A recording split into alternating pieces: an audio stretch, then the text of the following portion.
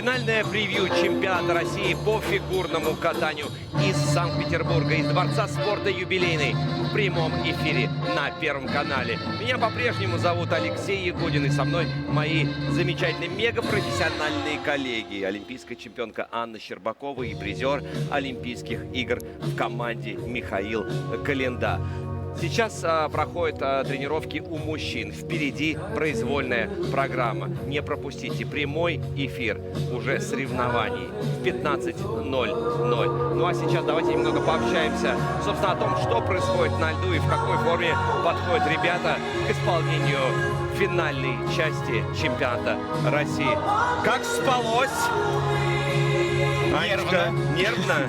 С чем это связано? С тем, что сегодня все-таки наш вид, Миш, с тобой, мужчины произвольной программы, или все-таки послевкусие от того, что мы комментировали вчера относительно женских произвольных программ? Все вместе. И прокаты произвольных программ девочек, и программы произвольных мальчиков. И, честно говоря, голова уже кипит от такого количества эмоций, что просто было не уснуть сегодня. Это правда так, да. Мне тоже прям нужно было достаточное количество времени, чтобы переварить все, что вчера происходило, потому что, конечно, нешуточная драма вчера разыгралась на льду юбилейного и в парном катании, и в женском одиночном катании. Поэтому очень надеемся, что мужчины сегодня, конечно же, держат высокую планку напряжения, но при этом больше принесут именно вот таких радостных, положительных эмоций своими чистыми прокатами и будут настолько восхищать и восхищать. Ну вот эта фраза «эмоциональные качели», конечно, она прям на 100% накладывается на то, чтобы вчера, особенно с тобой, Миша, конечно, находился рядом, и ему не нужно было прям вот не то, что на 100%, на 1000% пропускать каждый прокат, который мы наблюдали через себя, но действительно, и вроде казалось бы, вот пьедестал, нет, человек улетает. Другой человек, который первый сезон проводит после двухлетнего практически перерыва, это Маша Захарова. И как бы смешно это ни звучало, она самая старенькая одиночница в нашей стране, у которой получилось выполнить сразу 2 ультра-си элемента в произвольной программе, сразу 2 четверных прыжка. Но это уже ладно, это прошлое, это история. Это было вчера. Ну а сегодня, конечно, мы все с нетерпением ждем как раз произвольной программы мужчин. Что будет происходить, на ваш взгляд? Эмоциональные качели. Вновь? Можно не надо, пожалуйста, давайте без качелей. Никогда не заканчивались, да? Хочется, конечно, увидеть именно больше чистых прокатов, и чтобы после каждого завершения следующего и следующего участника мы все больше восхищались именно этими прокатами, потому что, в короткой, будем честны, много было именно удивления и эмоций со знаком минус, когда мы расстраивались. Ну как же так? Почему сегодня? Почему не получилось? А хочется восхищаться и думать, неужели вот столько может быть невероятных прокатов, потому что, правда, уровень сейчас у мужчин очень высокий, конкуренция на бешеном уровне, и хочется, чтобы вот все сложилось здесь, сейчас, на кульминации сезона на чемпионате России. Ну, вы знаете, как в пространстве, как в мире нет пустот. То есть, если что-то освобождается, туда сразу приходит какая-то дополнительная энергия и так далее. Если ты говоришь, что было действительно очень много невероятно интересных прокатов со знаком минус.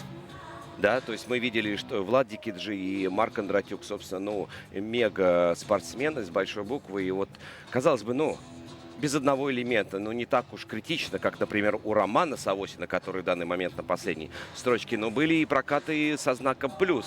Мы видим, что прекрасно справился Женя Семененко, мы, в принципе, ожидаемо, но все равно преодолел себя. Были те, кто удивили со знаком плюс, да, как раз-таки Лутфулин, Мазалев.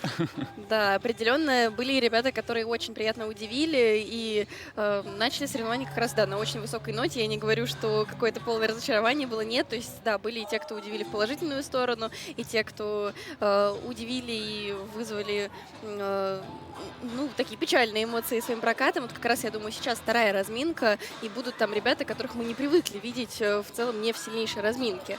И просто хочется пожелать, чтобы те, у кого короткая удалась хорошо, чтобы они этот градус держали и смогли повторить успех в произвольной программе, а те, у кого не все удалось, чтобы они смогли доказать, что это была просто случайность, и уже отпустив ситуацию, просто просто вышли и показали все, на что они правда способны. Миш, не знаю, почему этот вопрос я задаю тебе, но вот что делать тем, кто а, рассчитывал на более высокие места, и тут раз, и получается это 9-й, 10-й. То есть таких цифр, наверное, в их даже воображении, в страшном сне не возникало. Что же делать? Я, наверное, отвечу банально. Вы- Забыть первый Как? день. Как забыть? Вот как ты пытался забыть? У меня, например, достаточно длительное время держалось что-то, например, если достаточно мега негативное, но я просто всегда позитивно мыслил и в детстве, и в юношестве, и прямо сейчас. То есть я мог как-то, но также, может быть, как Мазалев, полностью закрыться, я в домике, меня здесь нет, я отключился. А я думаю, что у тебя как раз-таки хорошая тактика позитивно мыслить, несмотря ни на что. Но я же, типа, еще все равно в бою, я же не Конечно. снялся с турнира, да? Как мы любим говорить, соревнования выигрываются двумя программами. Не драматизировать как будто Да. просто нужно, потому что, да, короткая программа, мы всегда говорим, что ей нельзя выиграть, но можно проиграть, но когда речь идет о таком количестве четверных прыжков, то правда все будет решаться именно в произвольной программе, то есть ничего не потеряно, и абсолютно каждый из ребят может побороться еще за самые высокие позиции. Фигурное катание, в принципе, спорт непредсказуем, так фигурное катание, мне кажется, особенно непредсказуемый вид спорта, и вот, да, как раз без лишней драмы выходить и делать просто. На какой-то момент, дорогие зрители, я почувствовал себя, как будто я клиент у психолога, и вы меня убеждаете, Алексей, все хорошо, мы исправим ситуацию. Но давайте взглянем на тех, кто сейчас находится в этой второй разминке. Очень сильные парни, и хочу сказать, что вот сегодняшнее утро под знаком однозначным плюс проходит у нас. Потому что мы хотели быть здесь, и мы сейчас здесь находимся. Но вот те, кто в данный момент находится на льду, они явно не хотели оказаться во второй разминке, хотели чуть-чуть попозже выйти и на тренировку, и на старт.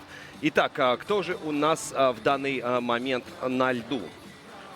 Это Артем Ковалев, Никита Сарновский, Марк Кондратюк, Владислав Дикиджи, Макар Игнатов и Артур Даниэлян. Вот как раз самого последнего я пока не замечаю, но вновь это что-то логично. питерское, как у Алексея Николаевича Мишина, как у Рукавицы. Ну, у многих, кто тренирует в Санкт-Петербурге, особенно если у тебя последний стартовый, ну, логично, попозже. Надо силы поберечь. Какую тактику лучше всего применять вот в данный момент с сегодняшним утром? Вообще обида, да, Миш? Мы порой с парниками, вот парники заканчивали, потом мужчины, и все. Мы вот так отдыхали на трибунах, наблюдая, как завершается тот или иной турнир. А сейчас, какая честь завершать, когда уже, можно сказать, бурлит гостиница. Все выдохнули и в преддверии Нового года. Но мужское одиночное в этом сезоне и, наверное, в прошлых, последних двух, наверное, сезонах один из самых интересных видов и, соответственно, всегда самое сладенькое под конец. Сейчас, конечно, немножко дрогнул мускул на лице у Анны Щербаковой. Я старалась не подавать виду. Нет, ну каждый вид абсолютно должен быть готов к разному расписанию. И мы с Мишей были на чемпионате мира в Стокгольме, где я помню, что мы, девушки, уже завершили свои программы. И на следующий день, когда мы уже спокойной душой пришли на трибуны, смотрели, как мальчики выступают, болели, поддерживали. Так что и на международных соревнованиях в том числе абсолютно по-разному оно бывает. И нужно быть готовым ко всему. И с днем перерыва выступать, и завершать программы, и наоборот подряд кататься. То есть это такие данные вводные, которым ты просто должен их принимать, как оно есть, и не рефлексировать сильно. А вот я сейчас в данный момент сидел и пытался вспомнить, в мое время мужчины никогда не завершали ни один из турниров. Поэтому я не знаю, каково это, когда все твои, можно бы сказать, братья и сестры по команде уже все завершили, по команде и сборной, и страны, а тебе еще предстоит выходить. Ну, наверное, суть не меняется. В моменте, да, все равно, конечно, на самом старте это последнее, о чем ты будешь вспоминать, о том, что сейчас где-то все уже сидят на трибуне расслаблены, это может быть где-то в самом начале соревнований как-то об этом подумать. И вот у нас, девочек, конечно, часто настигала эта участь, когда ты приезжаешь на соревнования, особенно вот юниорский чемпионат мира вспоминаю, там так долго длились соревнования, что ты мог только прилететь и там заселяться в гостиницу, а в этот момент уже парники, танцоры довольные. С банкета возвращаются с банкета, да, уже закончили свои прокаты, и ты на них смотришь, думаешь, а мне все еще только предстоит. Ну, конечно, в моменте на льду это не то, о чем ты думаешь.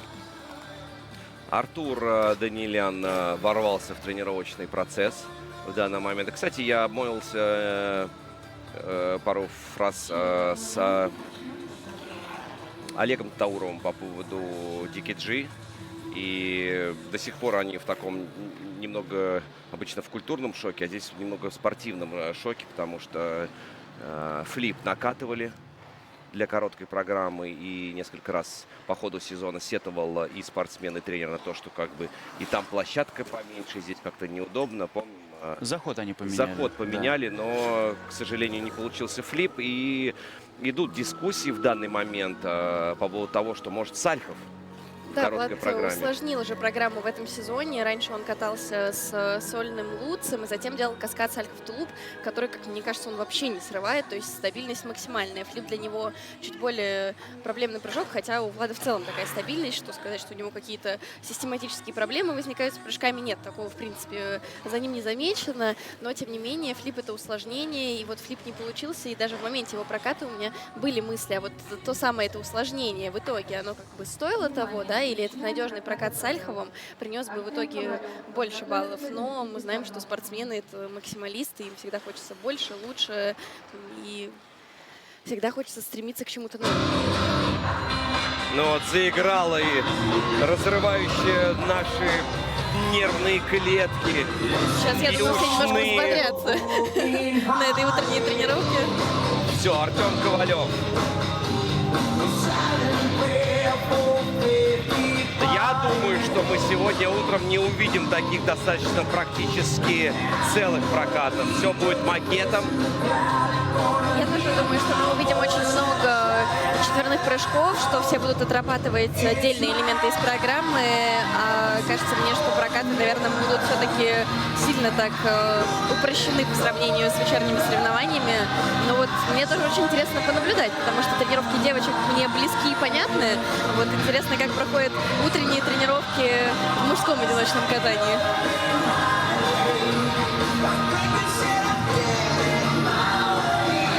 Поскольку вы знаете уже, что я иду всегда в сравнение, я только сейчас подумал, как только я произнес слово «макет», я подумал, что если выдавать, стараться по максимуму тренировки, то твоя внутренняя батарейка просто не успеет восстановиться к вечернему прокату.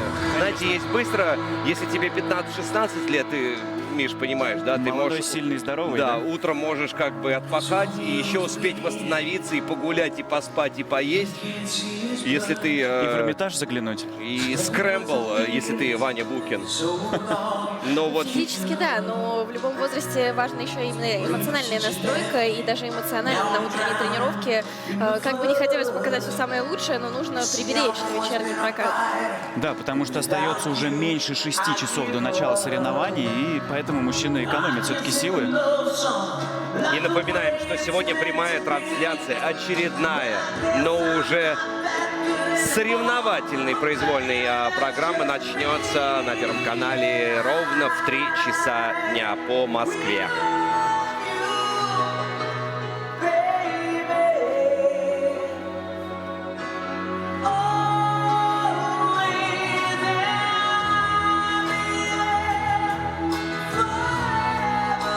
Артем как-то немного тяжеловат.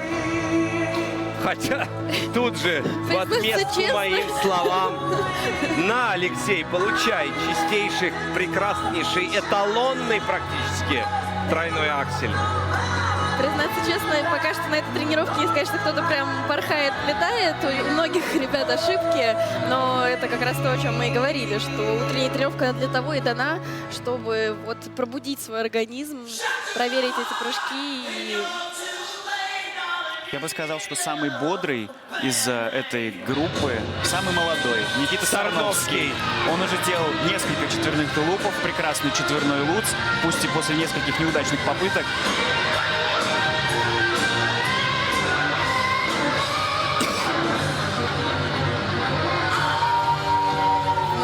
вновь четверной луц от Никиты, да.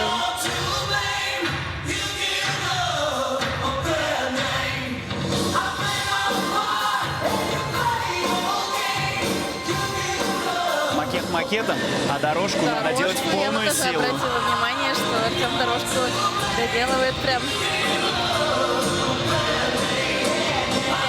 с полной отдачей.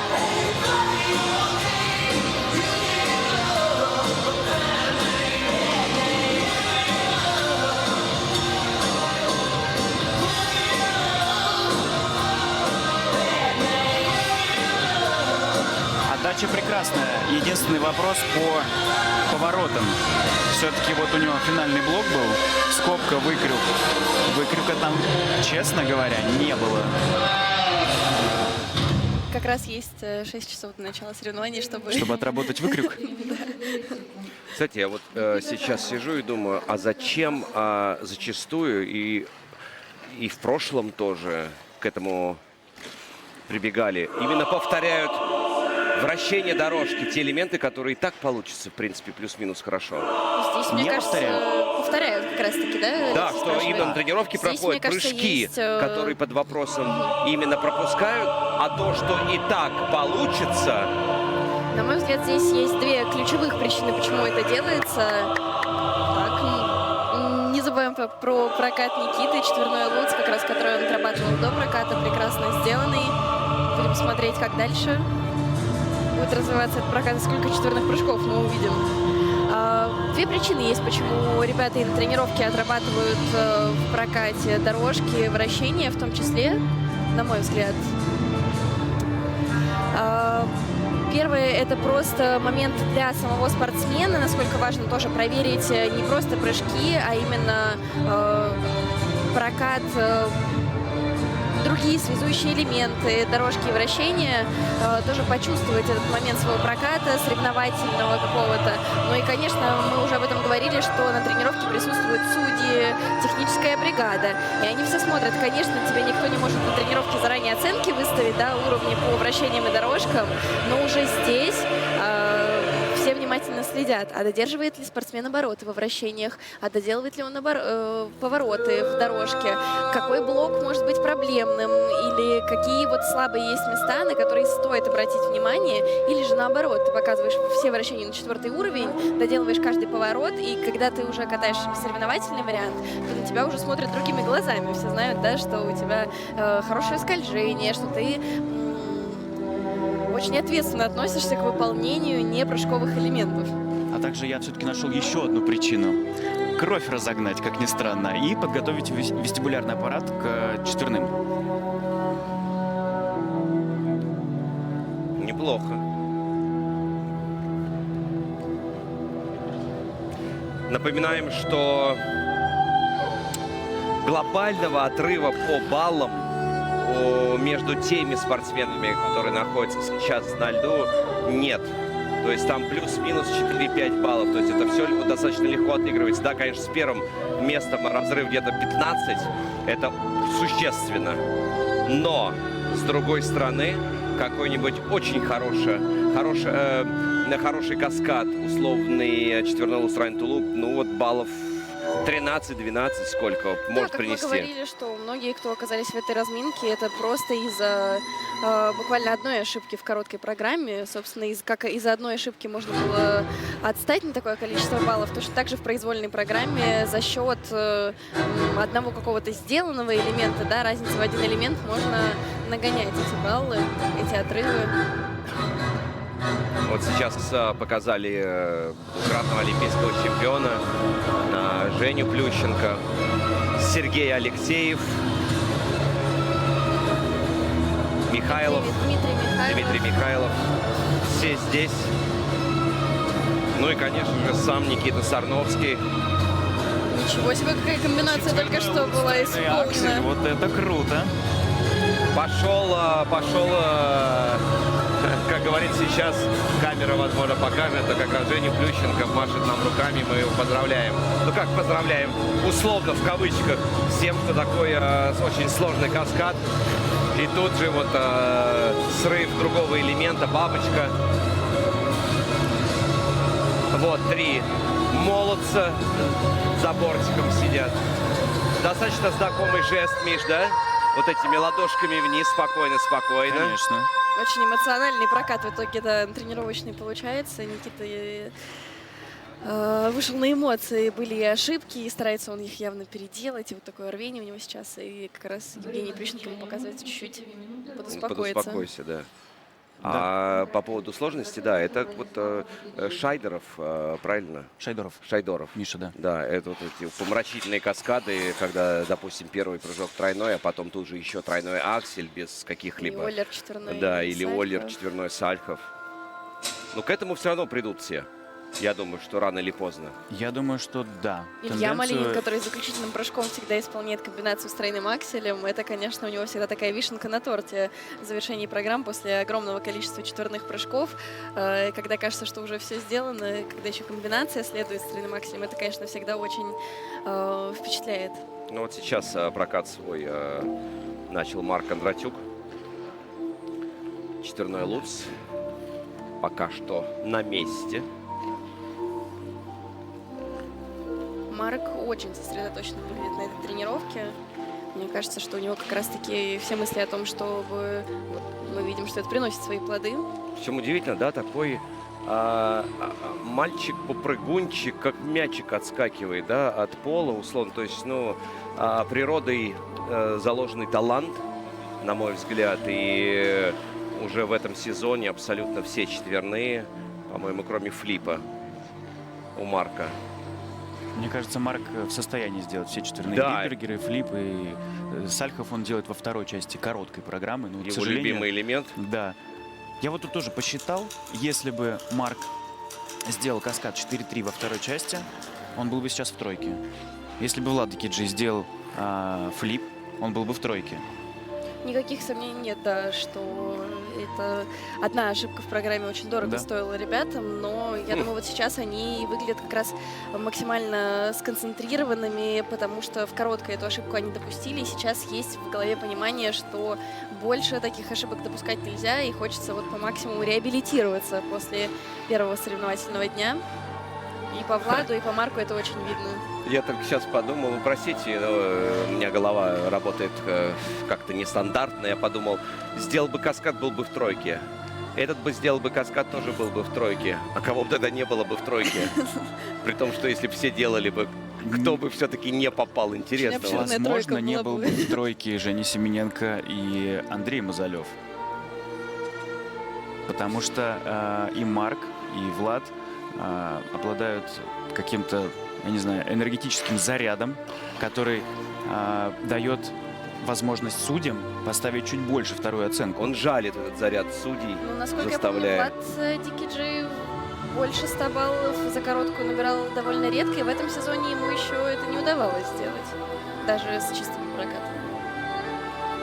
А глядя чистых на прокатов Марка и не было в этом сезоне. Вот именно с флипом дважды и вновь. ну, прям идеально чистых нет. В Казани он напортачил с вращением. Да, То есть тоже баллы потерял. Ну, тем не менее, там до 100 баллов все-таки большой еще, конечно, зазор был. Нет, небольшой. 92. а что бы вы выбрали? За 100 баллов, наконец-то, за короткую и быть шестым? Или 90 и быть условно вторым, третьим?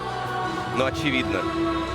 Мне кажется, что По баллы баллам, это конечно, последнее, о главное, чем, что место. Да, баллы А это не последнее, баллы. о чем нужно судить, потому что мы всегда говорим, что и сравнивать их с разных соревнований неправильно.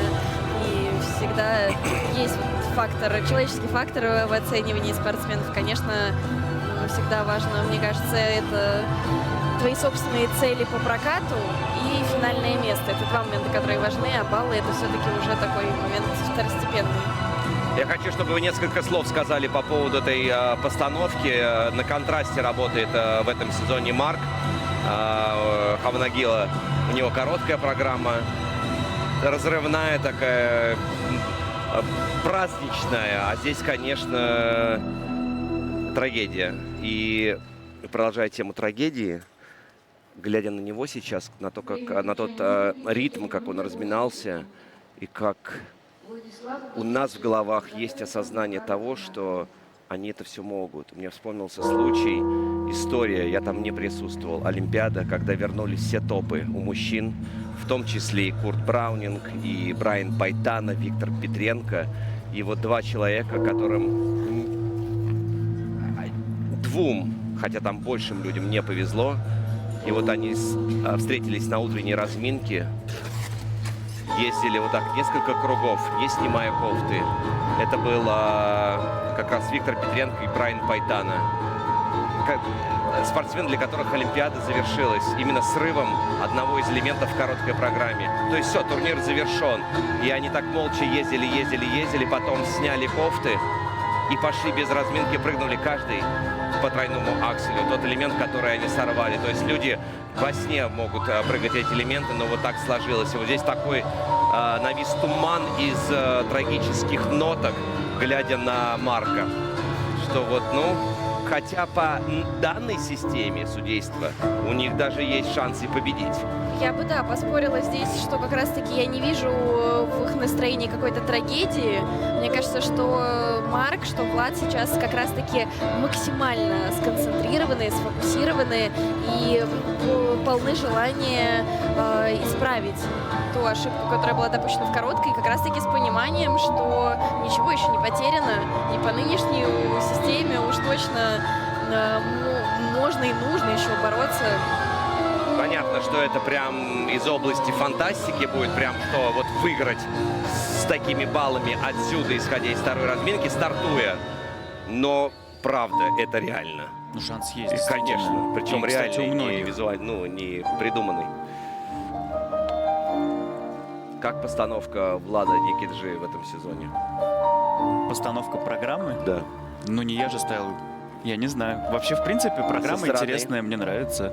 Он пытается, он пробует что-то новое, и это здорово, потому что, вот как мы говорили там пару дней назад, у взрослых очень редко бывают какие-то эксперименты. Мне нравится, что Влад идет на эти эксперименты.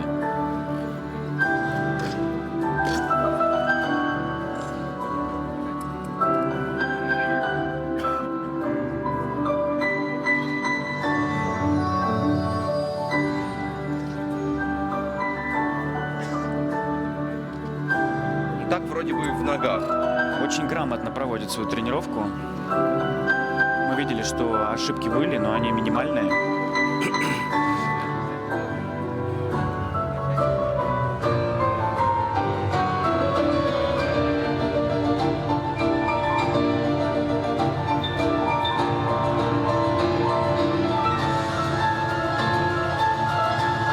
Есть у меня инсайдерская информация, что буквально Что ж ты молчишь-то, Миш? за неделю до чемпионата России у Влада была травма спины. И мы даже с ним отменяли тренировки. И мне было интересно посмотреть, как он на фоне таких трудностей, в первую очередь психологических, сможет преодолеть себя. На данный момент мы видим, что он и планку свою не снизил, и контент не облегчал, и на тренировке выглядит очень достойно. И если бы ты нам эту инсайдерскую информацию не сообщил, я думаю, что никто бы из нас даже бы не подумал, что были какие-то... К сожалению, это факт. Я сейчас подумал, он сложен только для самого спортсмена, потому что глобально мы только можем посочувствовать спине Влада, потому что все равно надо выходить и кататься. И никаких, конечно, поправок на различные, пусть и мелкие травмы, конечно, не будет.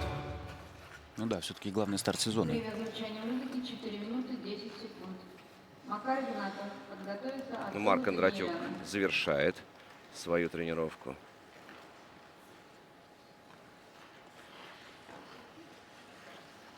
Так, на первый взгляд, вот как раз сейчас Макар Игнатов, молодой папа, начинает свой прокат. Плюс-минус я не вижу, чтобы прям массово что-то разваливалось у кого-то из спортсменов. То есть даже более позитивные впечатления от тренировки, нежели, например, от тренировок утренних вчерашних у девушек, когда, помним, и Маша Захарова 800 раз заходила на четверной тулуп, и Аделя Петросян боролась и с тулупом, и с акселем. Ну, плюс-минус, как бы, конечно же, эти элементы есть у всех, и они были выполнены вчера. Но вот здесь более чистая, на мой взгляд, В тренировочка, этой да? разминке словно витает в воздухе ощущение, что каждый хочет в произвольной показать себя лучше, чем это было в короткой, и забраться повыше. Поэтому здесь, да, мне кажется, вот такая концентрация, фокус. То есть я не вижу никого, кто был бы спокоен, расслаблен. Нет, все явно очень заряжены. Ну и все-таки надо не забывать, что Маша Захарова, она дебютантка данных соревнований. А здесь уже такие опытные ребята, исключение только вот Никита Сарновский, как раз который больше всех ошибается. Опыт так и набирается. Ты приезжаешь на соревнования крупные, ты смотришь, как работают другие тренеры, спортсмены, учишься, подглядываешь. Ты знаешь, я бы сюда добавил еще вот Никита Сарновский и, допустим, еще я бы туда Артема Ковалева. Он, конечно, парень с опытом выступления именно здесь, в нашей стране. Ну, Артур Данилян, серебряный призер чемпионата Европы. Макар Игнатов, в принципе, да, и, по-моему, первый человек, который 4 четверных у нас в России прыгнул. И, в принципе, застал еще международку. Дикий Джи уже действующий чемпион, кстати, действующий чемпион России. Ну, а Марк Кондратюк, чемпион Европы, призер Олимпиады. И его...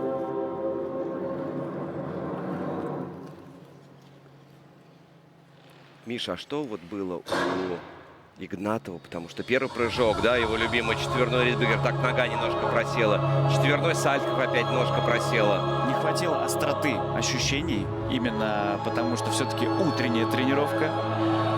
Немножко тело такое сонное. Да, Но эти моменты нужно пройти, переболеть. Ошибок, видно, что немножко не хватает, но это, опять же, не то, что нужно драматизировать, это как раз-таки утренняя тренировка для того и есть, чтобы не здесь выдать максимум, а здесь немножко себя раскачать, размять и достроить, да-да-да, настроить как раз-таки на вечерний прокат. Петр Гуменник уже здесь вот скрылся теперь за декорациями, но он здесь. Все здесь разминаются. К своей тренировке тоже.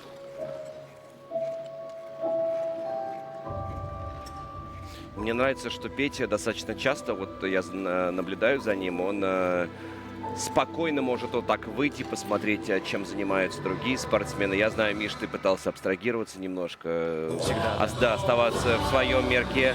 Я вот, ну, все мы по-разному реагируем. Я, наоборот, сразу я бежал, когда появлялся в Ледовом дворце, чтобы посмотреть. Но я, например, питался от того, что происходило вокруг меня. И плюс Пети в том, что, судя по моей оценке, его это никак не раздражает, и не, возможно, только возбуждает в положительном смысле, то есть заводит. То есть это хорошо для стартов.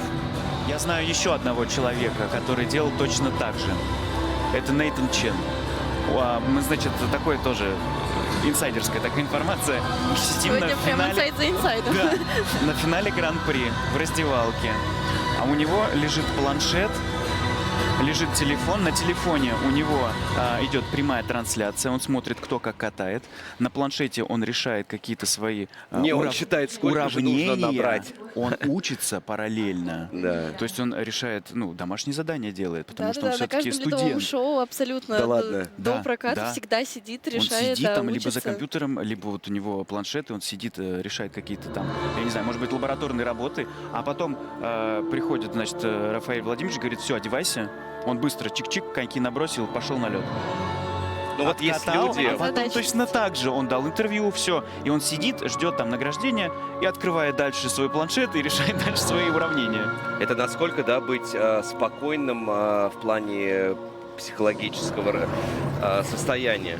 Но это вот такой тип нервной системы. То есть Вот как у бы Петраса вообще его это не похоже. трогают. Да.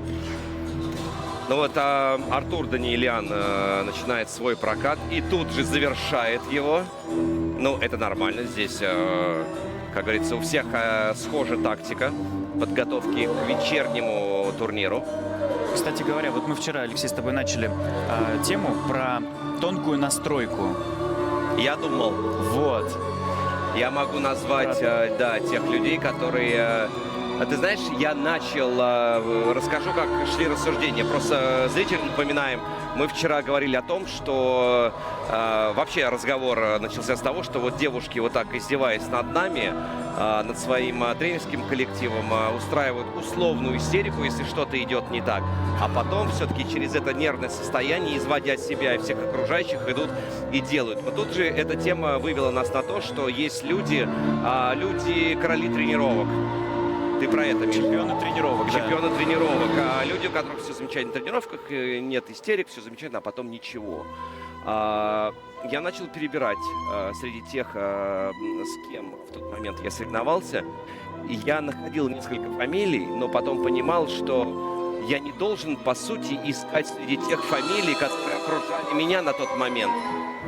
Потому что они всегда плюс-минус были в шестерке и в топе.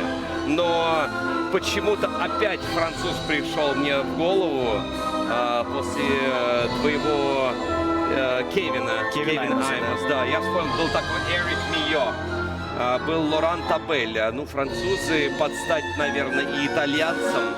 Они такие импульсивные, темпераментные. Вот. Хорошо, Да, тренировки я были могу хорошо. назвать не из французов. Михаил Брезина. Да, его сестра. А опять девушка, нет. Мужчин. Из мужчин. А, кстати говоря, из российских. Новосельцев. Новосельцев, Шашков. хорошо. Андрей Грязев. Андрей Грязев. А из Плюс-минус. действующих В данный момент. в данный момент я бы назвал Артура Даниэляна и Дмитрия Алиева. Катаются замечательно, Да. классно. Когда смотришь, когда все идет хорошо, глаз не оторвать. Вот цепляет какой-то своей энергией, цепляет скольжением, подачей. А что ты скажешь по поводу Самарина? Я бы сказал, что у него Он именно не душевная такой очевидный такая контур. настройка, такая немножко погрубее.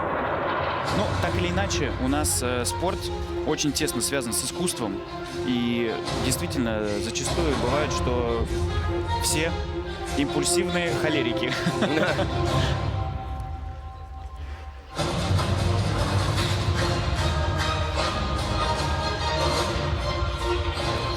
Тоже еще вспомнил.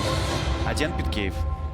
Классный спортсмен. И когда он собирался, у него все вот прям вот на одном дыхании шло. Артур Даниэлян продолжает прокат произвольной программы. И вновь, как и у предыдущих спортсменов, мы видим небольшие пропуски сложных прыжковых элементов. Но вот как раз соединительные шаги, вращение дорожки, вот все это спортсмены проходят. Ну и финальная поза. Время вращения музыки 4 минуты 6 секунд. Классная программа Хорошая, в этом да. сезоне у Артура, что короткая, что произвольная. Ему очень подходит. Ну вот нашли они что-то вот в этом восточной теме для короткой программы. И вот Адамс Family, правильно? Да, семейка Адамс. Семейка Адамс как раз для произвольной программы. С креативщиком. Молодец, Влад. Сейчас показали на ваших экранах вращение. Потихонечку заканчивает тренировку Макар Игнатов.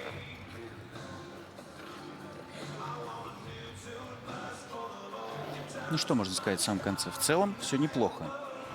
И, Да, кстати, не было таких провальных моментов. И думаю, что нас ждет успех. И парней тоже. Главное, чтобы этот успех ждал их. Мы как-нибудь справимся. Да, мы лишь сторонние наблюдатели. Ну и буквально уже через несколько минут мы услышим и Анечку Щербакову, и, соответственно, того человека, которого она будет интервьюировать.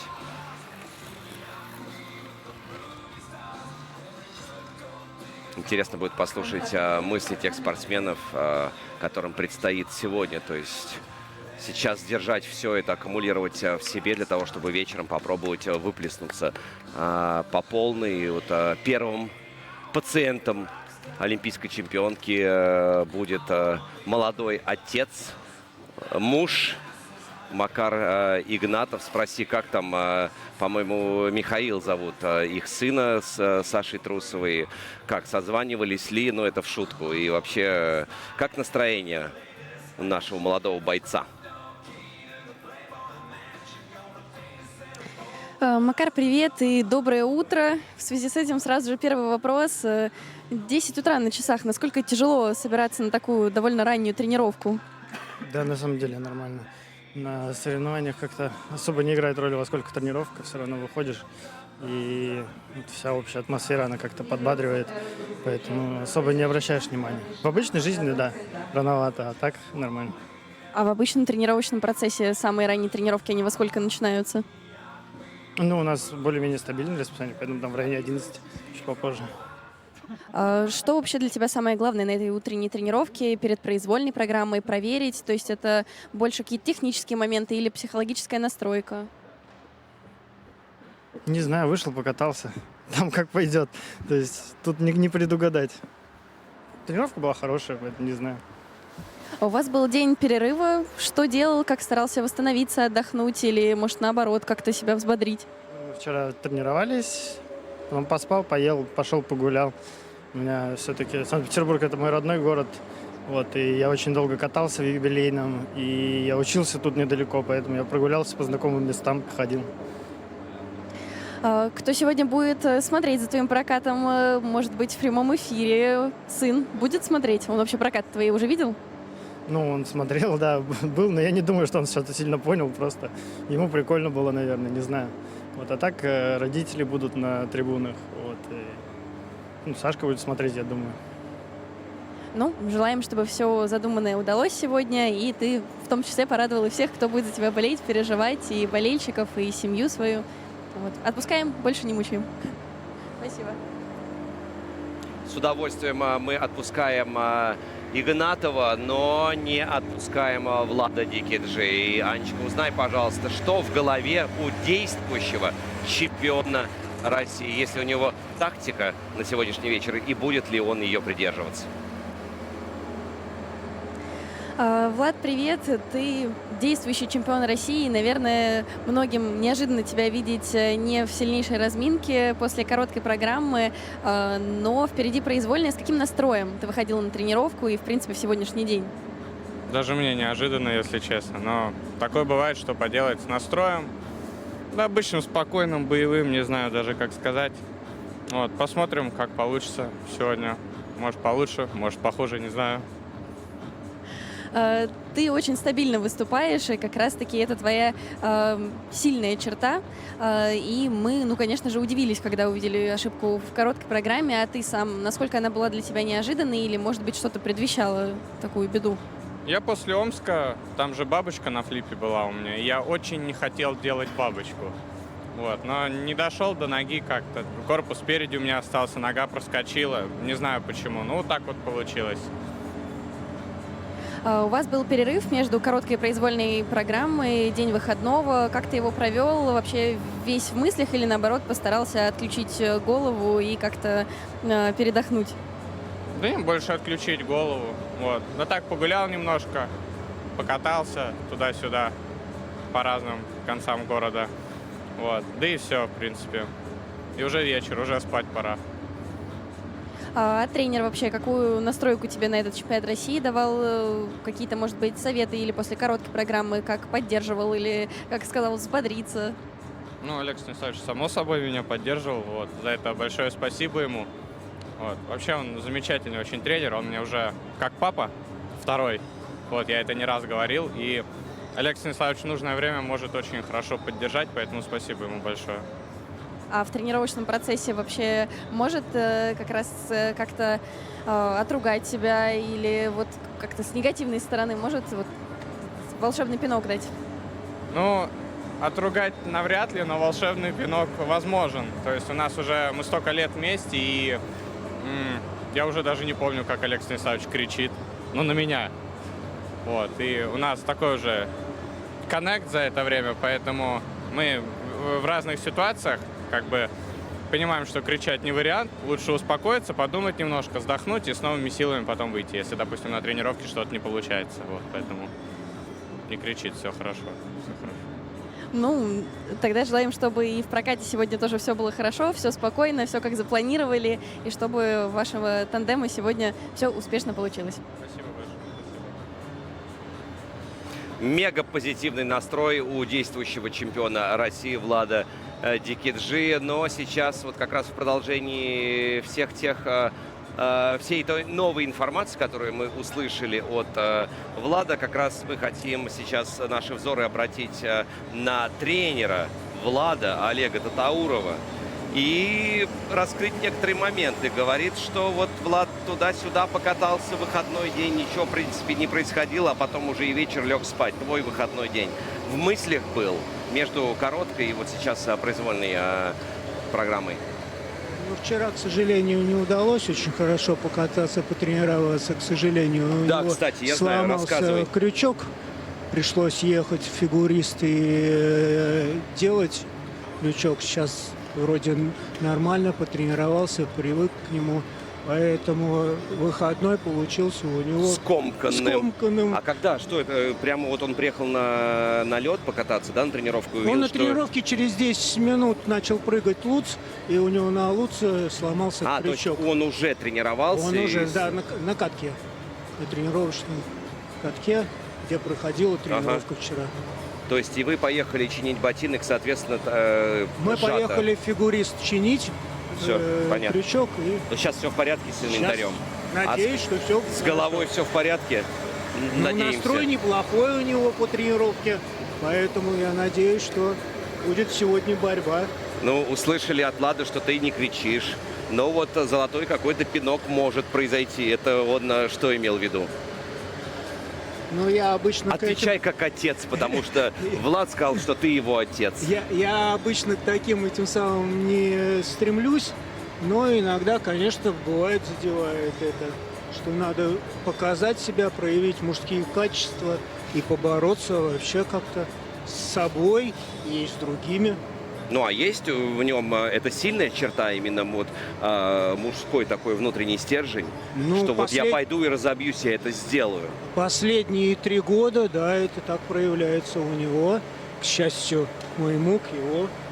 И он стремится все делать на максимум. Сейчас стремится уже на максимум делать те вещи, которые он не хотел делать. Вращение, дорожки, катание. Не нравится, да, ему это? Не нравилось. Так. Сейчас уже...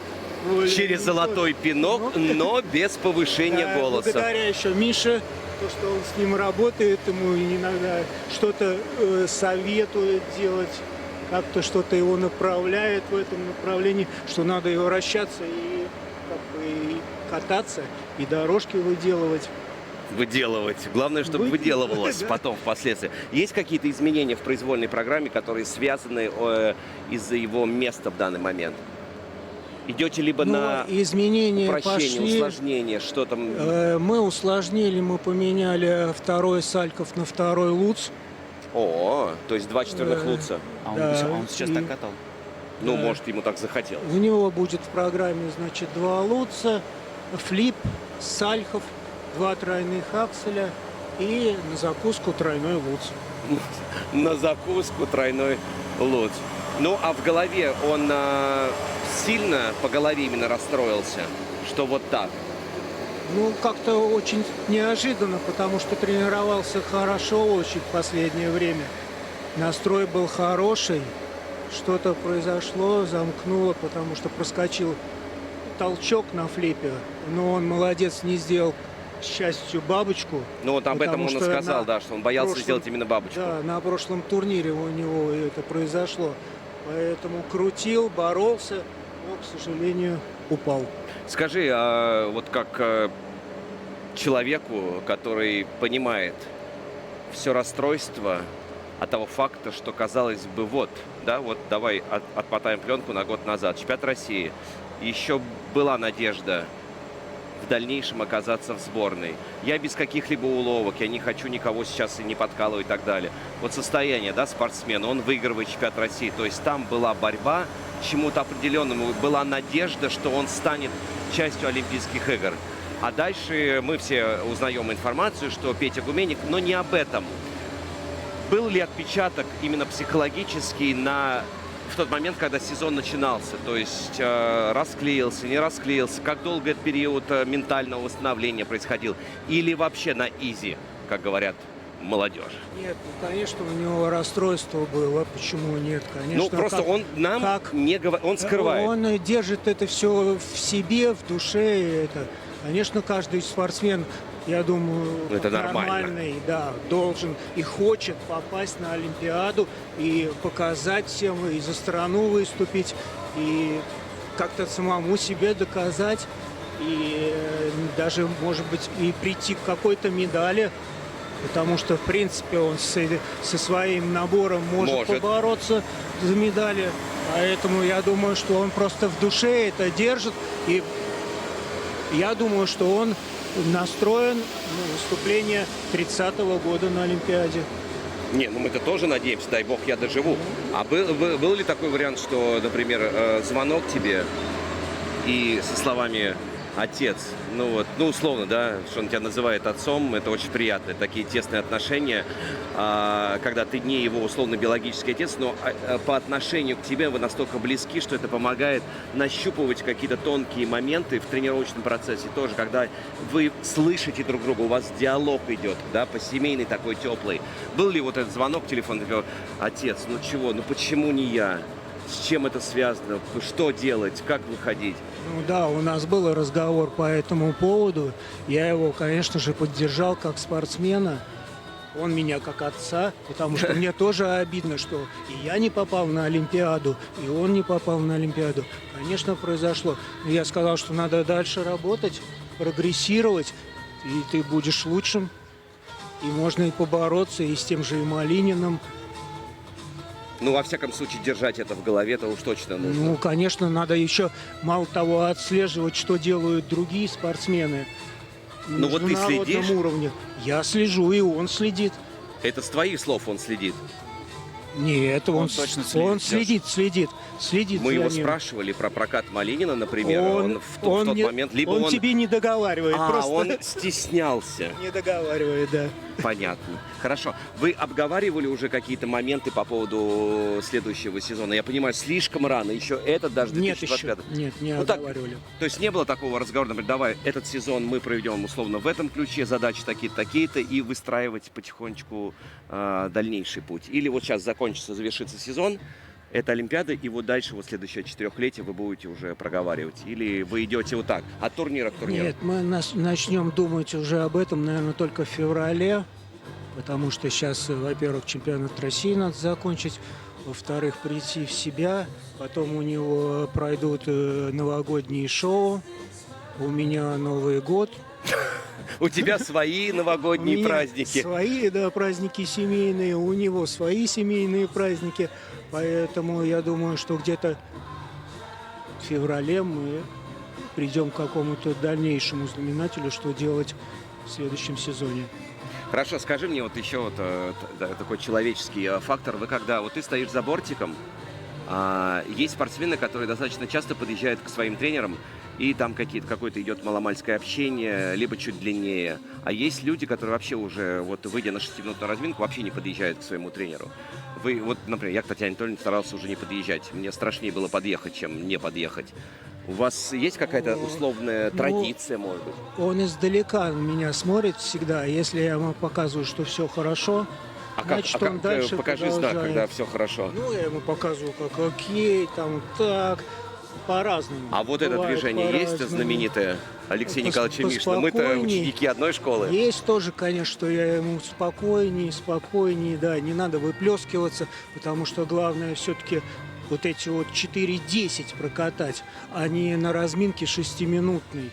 Но он особо, по-моему, никогда в бой-то и не стремился. Он так, тихим шажочком, потом, чтобы Нет, всех... нет, у него было такое, что он в 6-минутной разминке это самое, пытался доказать, что он лучший.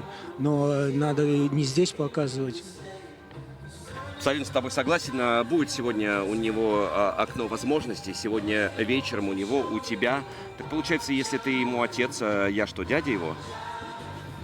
двоюродный, да. Двоюродный дядя. Хорошо, Олег, спасибо большое, что зашел к нам в студию. Конечно же, удачи. Ну, а всем ребятам в преддверии, смотрите, чтобы у вас было и вот так, а потом вот так.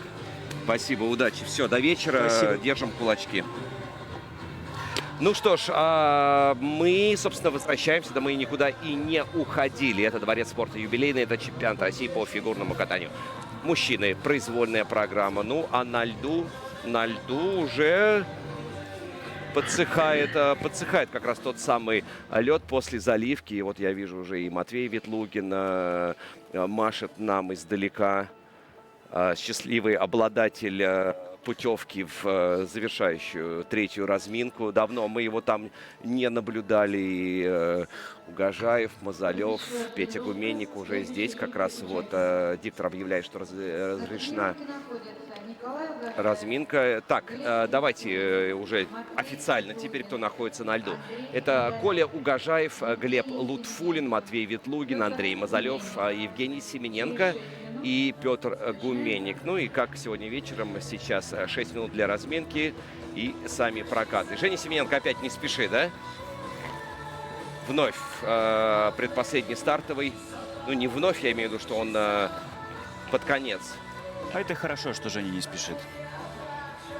Опытные спортсмены и вообще люди, мне кажется, те, кто Уверенные в постарше себе. И уверенные в себе, они никогда не спешат. Потому что из-за спешки появляется суета, вот это вот раздергивание собственных нервов, раздергивание нервов тренера. Зачем это?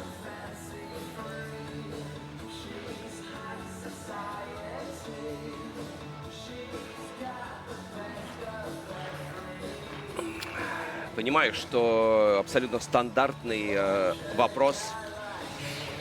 Даже не понимаю, как бы я сам на него ответил в 100-й раз. Ваши ожидания и как вы считаете, вот кто сегодня может вас по-хорошему удивить? Вот я думаю, если идти в сравнение с предыдущей разминкой, то если там ребятам нужно было как будто бы сфокусироваться и доказать, что ошибки в короткой это была случайность и больше не допускать этих ошибок, то здесь в основном находятся ребята, которые хорошо справились со своей короткой программой без каких-то грубых ошибок, и им нужно удержать вот тот настрой, который был в короткой программе, тот уровень, который они показали. И вот как раз в этой разминке находятся те, кто удивили со знаком плюс, да, и Андрей Мазалев, и Матвей Ветлугин как раз, и хочется, чтобы в произвольной программе они вот тоже удивили нас только со знаком плюс. А есть у них какая-то задача такая вот прям принципиальная, вот обыграть Гуменника и все? Типа наказать? Вот обыграть его. Но и это всё. надо 5 человек спрашивать. Уж точно не нас, с Анной Щербаковой. Ну, А вот я если бы могу вы были? предположить, чтобы они ответили. Я уверена, что каждый из них бы сказал, что... Я борюсь только вот своей что- нервной системой. Да. Насколько это действительно так, конечно, мы никогда не узнаем, но уверена, А что вы ответ сами, был вот, бы например, вы бы такой. были бы вот сейчас, давайте втроем как будто бы. Честно признаться, я думаю, последнее, о чем бы я думала, что цель обойти Петю Гуменника, потому что вот на каждого посмотреть, и у каждого есть свои задачи, которые он должен решить на этом чемпионате.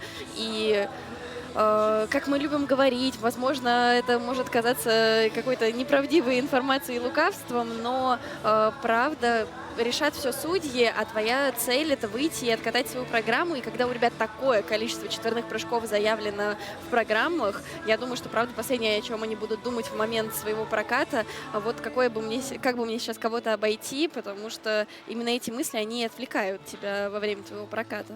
Абсолютно с тобой согласен. Вот на 200%.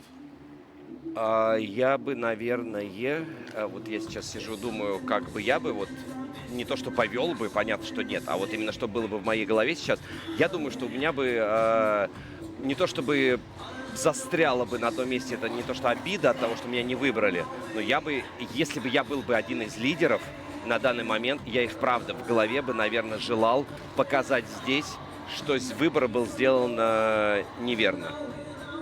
Показать, что я ничуть не слабее, что я на том же уровне, а возможно даже и сильнее. Но здесь еще тоже такая сложная ситуация, поскольку контент, который ребята выполняют, очень похож друг на друга. У всех ни по одному, ни по два четверных прыжка. Поэтому здесь будет решаться именно, наверное, борьба нервов. То есть кто выстоит, потому что все-таки это заключительный соревновательный день, это воскресенье, все уже очень сильно устали. И здесь кто выстоит психологически, тот, скорее всего, и будет в лидерах. Потому что физически ребята готовы все. И в первой разминке, и во второй, и в третьей. Для меня вот, конечно, не то, что, приятным сюрпризом, потому что я знаю каждого из тех, кто находится сейчас на льду, но, конечно, именно вот здесь два человека, это Лутфуллин, я объясню почему, и Матвей Ветлугин, тоже объясню почему, конечно, такой сюрприз. Сюрприз попадания в сильнейшую разминку не потому, что они недостойны. Нет, все верно, да, Ветлугин и Лутфуллин и в меньшей степени Мазалев. Почему? Мазалева мы уже видели чистые прокаты короткой программы в этой сезоне. Мы знаем его как очень компонентного спортсмена, которому ставит хороший балл второй, в том числе. Он и вращается, и дорожек, то есть два исполненных хороших четверных дает возможность оказаться здесь. Что касается как раз Лутфуллина Глеба, то несмотря на шикарный прошлый сезон, если подводить итоги, слушайте, первая медаль чемпионата России и серебро. И очень стабильный сезон в целом, то есть он ошибок практически не допускал по сезону. Но этот сезон, во-первых, он его начинал практически сравнительно недавно, и плюс в разобранном состоянии был на одном из этапов и болел, и видно было, помнишь, Миш, мы думали, что либо конек развязался, либо как раз это крючок или что-то другое происходит. То есть очень тяжело прошел, по-моему, для него этап в Омске. В Омске, да, совершенно верно. Ветлугин в прекрасной форме. Вот, король тренировок. Кстати, вот еще один. Пожалуйста, прекрасный Луц. Душевной настройкой. Да, вот они, артисты на льду. Со своим четверным прекрасным Луцем, каскадами с Луц, Ридбергер, Флип, Ридбергер. И вот, пожалуйста, обе сорванные программы на этапах Гран-при, обе короткие программы, они меняли местами четверные, а здесь вот все сложилось. Так что вот эти три человека приятный сюрприз. Кстати, еще один приятный сюрприз. Это вот Коля Угожаев. Очень достойно прокатал короткую программу и вообще в этом сезоне как-то начинает взрослеть, раскрываться и кататься осознанно. Сейчас на 6-минутной разминке я видел, как Коля делал четверной флип, но сейчас решил поехать макетом.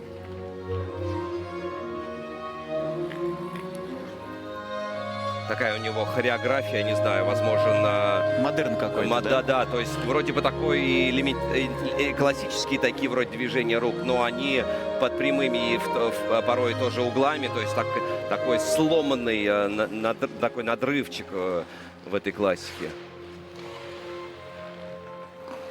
Я смотрел модерн на полу, и, честно, я не фанат.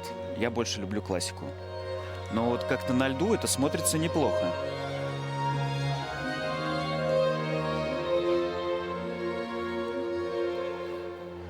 Кстати, вот ты сейчас сказал, что ты не в восторге был от модерна, и я понимаю, что, рассуждая о твоей персоне, у тебя, я характеризовал тебя, если бы тебя здесь не было, что это человек, у которого за основу и что он использует, это все то классическое, что было придумано давным-давно, но что не может никак испортить или изменить время.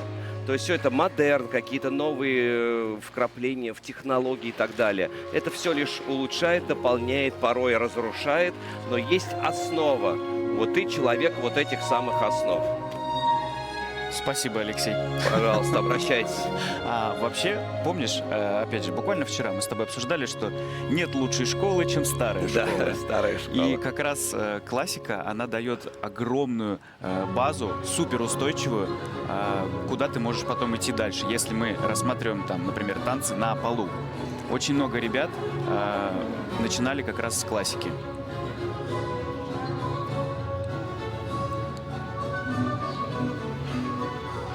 А ты, Ань, классика или модерна? Contemporary. Думаю, в этом сложный такой Джаз-фанк. вопрос. Но, наверное, мне тоже очень близки именно классические основы, база, вот эта классика мне близка, да, это, мне кажется, вот то, что актуально всегда и то, что должно быть. Можно развиваться в разных направлениях, но всегда нужно иметь вот эту базу. Как здорово, что Да. мы все отличаемся друг от друга.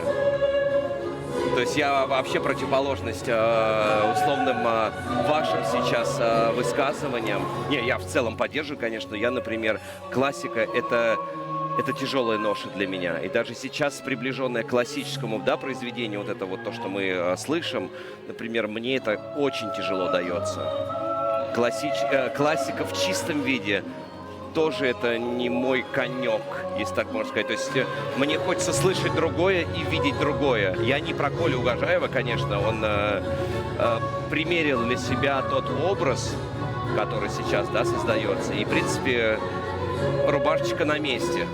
Ну вот видите, а я чуть по-другому вижу. Но здесь еще и вкрапление оперы. Да, это для меня это тупик. Это самое финальное, что может быть. Ну вот конкретно для меня тоже опера непонятна. А модерн как-то, ну, более-менее ясно. Ура! А я бы сказала, что тоже тут как будто не обязательно выбирать что-то, да, между Нет, классикой конечно же, и нет. чем-то другим. Мне кажется, этим и прекрасно фигурное катание, что ты можешь приходить на соревнования и смотреть абсолютно разные постановки, что есть и классические вариации, есть что-то более современное, и ты как раз можешь видеть этот контраст, и то, что на льду можно воплощать абсолютно разные образы. И мне кажется, этим и прекрасен наш вид спорта. Ну вот классика уже кинематографа пошла. Крестный Но отец. с современными вкраплениями. Да. Как раз Глеб будет совмещать. Миш, ты наблюдал за тренировками Глеба вообще? Ты имел представление, в какой форме он подходит? В неплохой форме. Да, действительно, у него этот сезон выдался непростым. И были волны вверх и вниз. И сложный вообще жизненный период. Были трудности, но Глеб с ними справляется достойно. Поэтому я бы сейчас предположил, что он в хорошей форме. Да, кстати, многие телезрители не знают, и я понимаю, что это дело только Глеба. И данные факты никак не должны и не будут в реальности влиять на судейские решения. Но просто хотим донести до зрителя, что Глеб прошел не только через какие-то трудности спортивные, но были еще и жизненные. Было очень много, знаете, когда что-то начинает разваливаться и прям подряд. Все бам-бам-бам, как карточный домик рушится. Больной выходил на этапе в Омске. Ну, я помимо этого говорю, что помимо здоровья, помимо спорта, и были еще другие препятствия жизненные. Прям сложно, ну, прям вот была внутренняя боль и раздрайв, но вот потихонечку обратно собирает себя. Все равно немножко нервничает. Ну, Не все идет как немножко задумывал. нервничает это я. И, может быть, Аня за наших, Нет, и ты. Глеб сейчас не сильно нервничает. Не сильно? Да. Бывало и хуже. Но он же крестный отец. Пусть за него другие нервничают. Мы к нему относимся с уважением. Ха.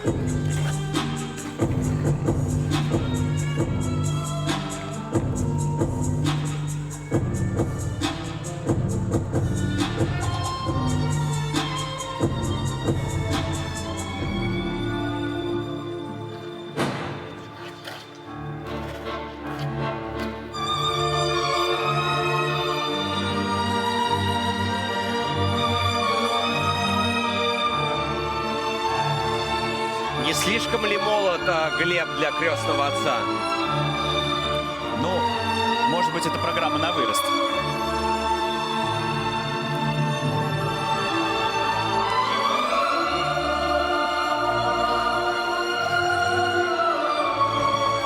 Ну а тем временем вы видите четверной Ридбергер на ваших экранах. Хоть он и маленький, но выполненный чисто Петром. Да, в правом нижнем углу. Да. И вновь еще один. Это четверной сальто. Не, ну, как я сказал вчера про Петю, мне понравилось очень, что я сказал, как я нашел это. Что он и так был натянутой струной, а тут еще струнку подтянули к олимпийскому сезону.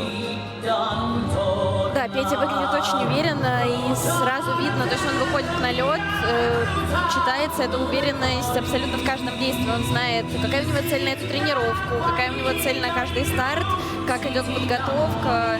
И вот как-то без излишнего фанатизма, как будто бы показать больше, чем он может на данный момент, он спокойно проходит этот путь, очень так планомерно. У него есть своя тактика, он ее придерживается, он математик, он очень умный парень и все прекрасно понимает.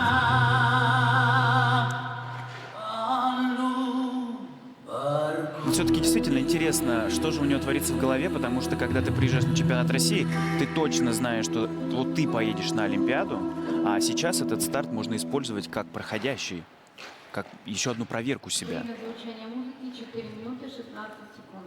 Ну, выглядит так, что Петя абсолютно без лишних эмоций ко всему подходит. Какой-то вот такой строгий анализ у него из всего Да, происходящего. Схема, тактика, и вот он по ней двигается, работает, не отвлекаясь на какие-то факторы сторонние. Второй Нейтан Чен. Русский Нейтан Чен. Слушайте, говоря про Россию, матушку, сейчас на ваших экранах пошел на свой первый, заходит на свой первый элемент Матвей Ветлугин. Четверной Четверной Ридбергер. Наш император-король тренировочного. Александр II слэш Матвей Первый. Матвей первый. Не, он первый может быть только Петр. Хорошо, Матвей единственный в нашей сборной. Очень много было таких раздумий по поводу этой произвольной программы. Но здесь уж точно нестандартный ход. Конечно, мы привыкли, опять же, «Крестный отец», времена года, что-то какой-то даже пустил французский рэп, Абба, 18-й Майкл Джексон. И тут, пожалуйста, вот звон колоколов. Очень серьезная, прям очень тема. Даже не хочется... Но Матвей способен это тянуть на себе.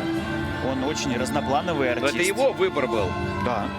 Что я думаю, что Женя Рукавицын вряд ли проснулся такой: о, есть идея. Во второй части программы. Флип.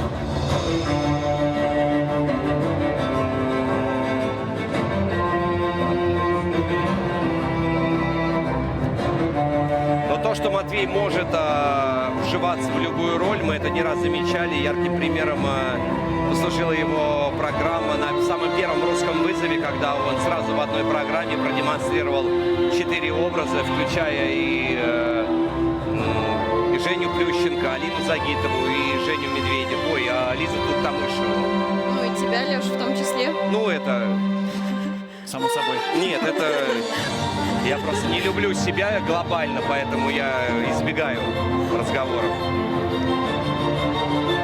И очень даже неплохо тогда. Это был действительно прорыв. Ну и большой сюрприз.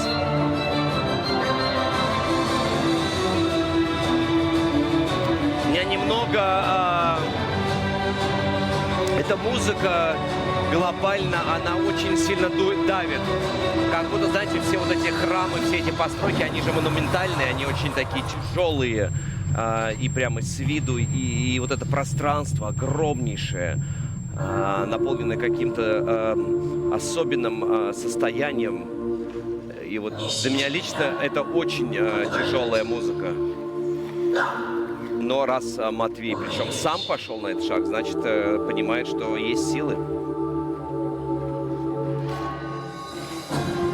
Вот то, о чем мы говорили, прекрасно. Изи. как говорят иностранцы, абсолютно легко исполняет и четверной луц, и четверной флип, каскады с тройным ридбергером. Вот с таким контентом уж точно и с той хореографией, которую он способен демонстрировать у этого парня. Всегда мы говорили, в прошлом есть шанс, но вот годы идут, а вот, к сожалению, до конца полностью собрать себя и собрать свою нервную систему у Матвея не получается. Но надеемся, Вот что в короткое каждый это раз удалось, да. и хочется, да, чтобы сошлось 2 чистых проката на чемпионате России. Это, конечно, будет. Леш, ты так сказал, а годы идут, а он еще очень молодой. Ему 20 с небольшим. С небольшим. 21, если я правильно Короткая помню. программа, вот как молоды мы были, как никогда актуальны к этому обсуждению. 21 мы в свое время завершали уже. Вот. А он, можно сказать, только начинает. Конечно. Начинает усложнять свой контент. Начинает брать образы такие прям монументально тяжелые, драматичные. Ну вот еще один человек, король тренировок. Ну, последние годы. Годы на юниорском уровне, в принципе, они, по-моему, складывались достаточно успешно. И Андрей Мазалев, напомните мне, он юниорский чемпионат мира выигрывал. Да, выигрывал чемпионат мира. Я помню, соревнуюсь тогда как раз с Юмой Кагьямой, вроде бы, да, и так далее. То есть опыт вот соревнований с теми ребятами у него есть. И был неплох все эти годы, но вот в последнее время чуть-чуть разваливается. Но вот сейчас так, потихонечку собирает себя.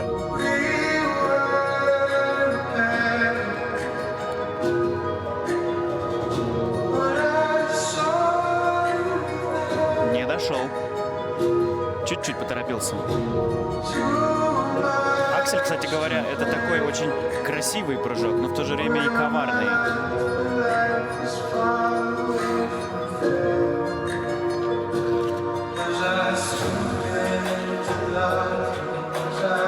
Ну вот, говоря про Андрея, где четверной флип? Есть надежда увидеть его? Ну, надежда всегда есть. Да, но... А еще любовь и... надежда, вера и любовь. Да, мечтать точно, да, никогда не вредно, но от четверного флипа уже очень давно Андрей отказался в исполнении своих программ, и как будто бы еще первое время часто его вспоминали и спрашивали про флип. И мне кажется, ответ был именно таков, что когда стабилизируется все остальное, можно думать добавлять флип, да. Поэтому, может быть, если как раз этот чемпионат станет для Андрея тем стартом, когда он справится со своими программами и в короткой, и в произвольной, да, безошибочно, то можно будет думать в сторону усложнения. На данный момент как будто и нет необходимости идти на этот флип, когда он может терять дальше на других элементах. То есть... Не, я-то навсегда попрощался уже с четверным флипом Андрея Мазалева. Я-то ушел уже из этой очереди ожиданий. Вы еще пока там остаетесь, судя по всему. Но это как раз ушел Олег Татауров. Я могу сказать, что я с ним пообщался немного. И были разговоры, кстати, абсолютно то, что мы обсуждали с тобой, Миша, с тобой, Ань, по поводу четверного флипа Влада Дикиджи или четверного сальхова в короткой. И Олег сказал, что Влад предлагал сейчас на чемпионате России как бы пойти на сальхов. Спокойный тот сальхов, с которым он, по-моему, и в прошлом сезоне выступал. И все было достаточно, выходило неплохо.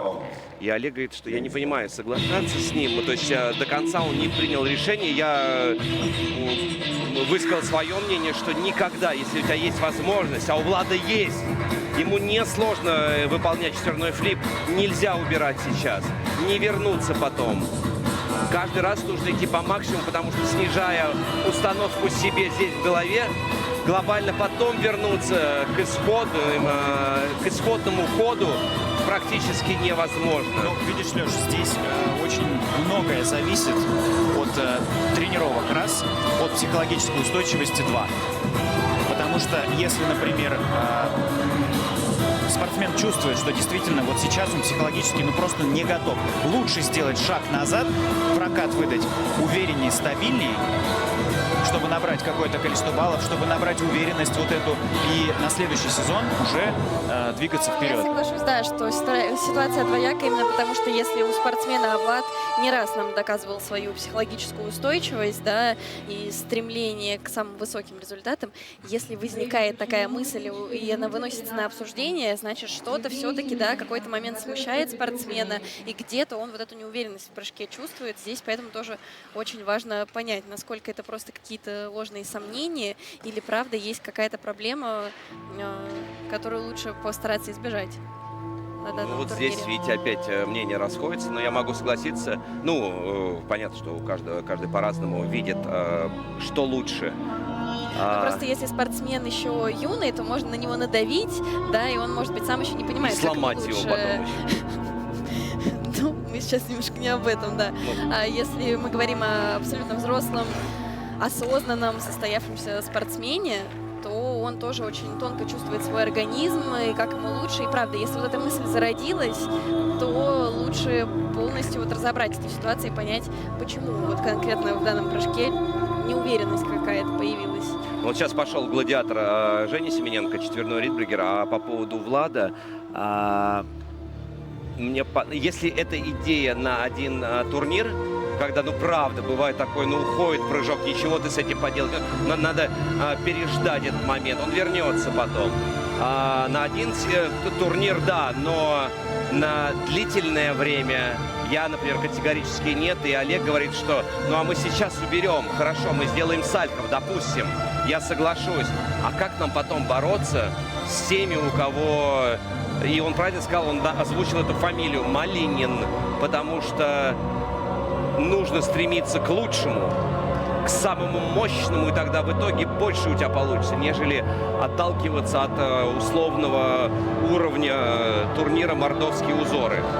Не комплимент тому турниру, который там организуют, но просто всегда нужно ставить планку, ну, прям вот туда, совсем наверх. Это как времена Протопопова, времена Плющенко и Ягудина или времена сейчас, да. То есть мы раньше и прыгали-то, что, один четверной прыжок, заходили как будто вот через церковь на этот прыжок, и все. И нам нужно было в количестве одной, ну, максимум 2 штук сделать, и все, и ты на коне. А в дальнейшем, видите, сейчас уже даже вопросов нет. Своим тулупом одним можешь просто сидеть дома. То есть любые последующие поколения, они учатся на том, что видят. Сейчас на ваших экранах показывали Дмитрия Козловского, который Ставшим... вчера выиграл в 3-й раз чемпионат России. Тоже вот, казалось бы, утро, но все равно парни приходят, поддерживают друг друга. Они вынуждены, у них тренировка перед показательными выступлениями. А так красиво звучало. Такое было красивое начало, да. Лишний инсайт. Лишний, да? Но вообще он мне сбросил смс-ку и сообщил, что он хочет посмотреть, поболеть за ребят. Выкрутился я. Выкрутился. Молодец, Дима Козловский. Знакомые мелодии.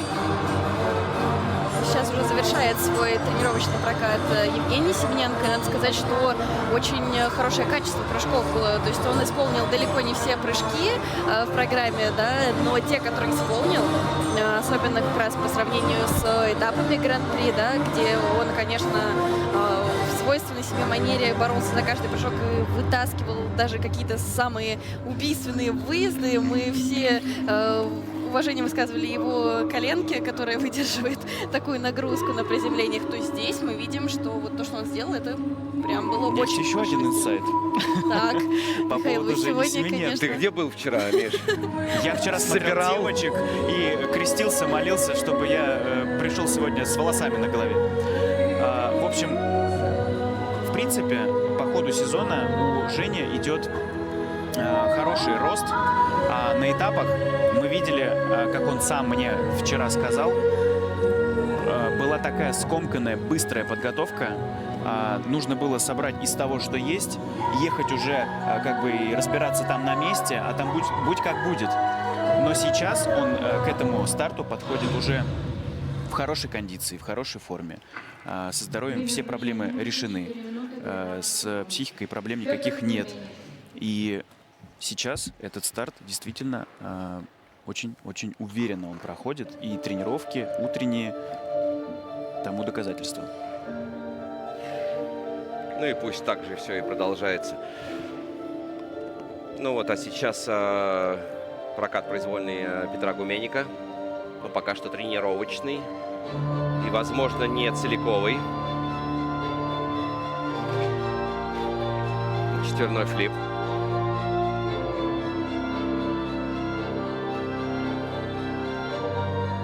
Ну вот Петя вообще без каких-либо пауз. Что-то прыгает, едет, вращается, дорожки, прыгает. В хорошей форме.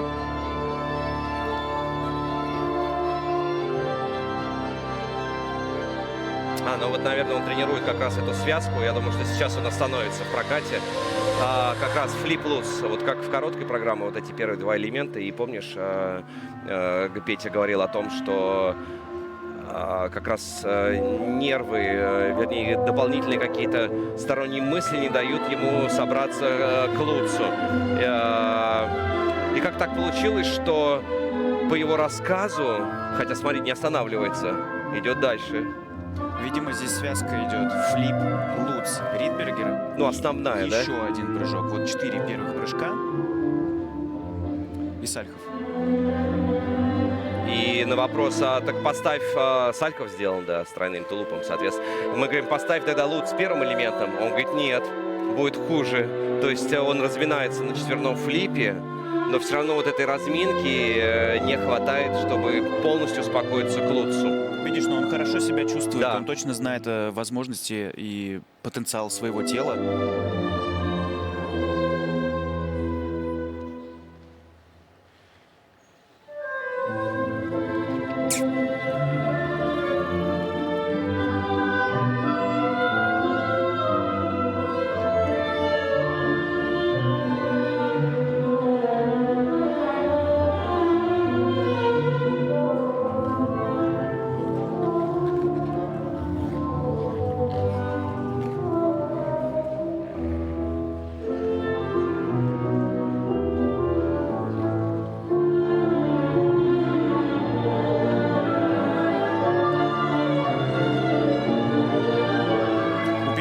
Интересная постановка, что у него техническая дорожка стоит в центре программы, и он использует ее как такой небольшой отдых перед комбинацией вот Сальхов, Аксель, Аксель. Чаще всего мужчины ставят техническую дорожку в конец. Да.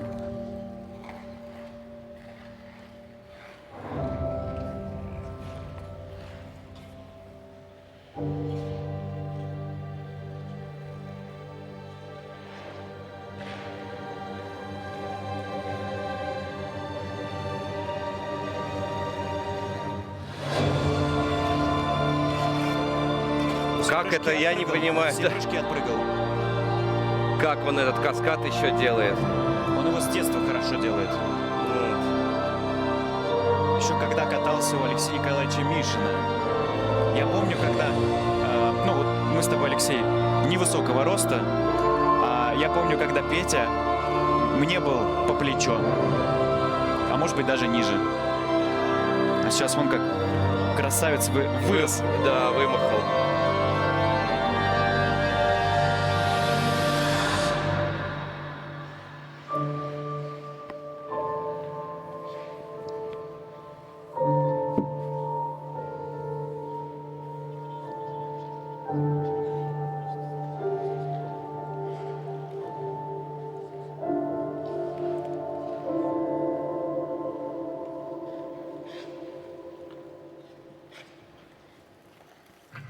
Время звучания музыки 4 минуты 12 секунд. Да, ну что ж, Петя, Петя сделал практически что, ну всю прыжки. прыжковую часть, да, он прошел.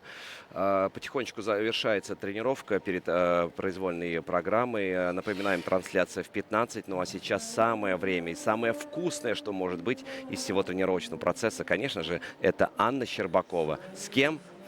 Коля Угожаев. Итак, внимание. Коля, привет! Это уже твой второй чемпионат России взрослый. Можешь рассказать, вот сравнить как будто ощущения, подготовки, с каким настроем ты подходил? Может быть, по сравнению с прошлым годом, какие выводы ты сделал, что изменилось в тебе? Я стал поспокойнее к этому относиться всему. Как меня Тамара Николаевна учила, всего лишь соревнования, ничего необычного, что Кубок СПБ, что Чемпионат России, что то соревнование, что это соревнование. Вот. А так, в целом, чуть-чуть подготовку изменил и стал спокойнее. И все. А когда все-таки это чемпионат России, кульминация сезона, удается себя в голове убедить, что это ничем не отличается от обычной тренировки или вот Кубка Санкт-Петербурга? Ну, наверное, получается почти. Но все-таки чуть-чуть остается, что все-таки самый главный старт в сезоне, полные трибуны, такая атмосфера классная, соревновательная. Очень приятно выступать. А тебя эта соревновательная атмосфера, вот это волнение, оно, в принципе, больше помогает или, скорее, больше сложностей создает? Да, по-разному бывает. Ну, хотелось бы, чтобы помогало. Только что прошла утренняя тренировка перед произвольной программой. Как она вообще проходила, какая была цель на нее поставлена и выполнена ли она? Что я свою цель выполнил. Как прошло? Ну, обычная тренировка с маленькими недочетами, но это нормально. Надеюсь, на старте все будет гладко. Ну, мы именно этого тебе и желаем, чтобы все прошло гладко и все недочеты остались именно на этой утренней тренировке. Спасибо. Главное, чтобы у Коли Угожаева сегодняшний вечерний прокат был более многословным, нежели его ответы. Но понять можно, конечно, спортсмены переживают, и когда к ним условно пристают с многочисленными вопросами, а как это, то хочется, конечно, абстрагироваться.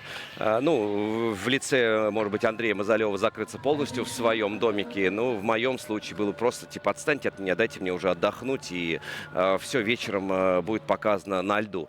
Завершается тренировка мужчин.